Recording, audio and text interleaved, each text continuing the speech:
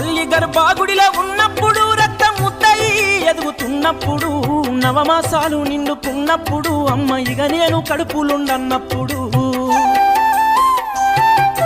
కత్తి మీద సాము చేసినట్టుగా కొండంత నొప్పులు అమ్మ తీసుకుంటూ జన్మనిచ్చి కొత్త లోకాన్ని చూపెట్టి సచ్చిన శవమోలే సొమ్మసిల్లునమ్మా. అమ్మంటే ఎంత గొప్పదో బ్రహ్మకైనా వర్ణించవశమౌనా.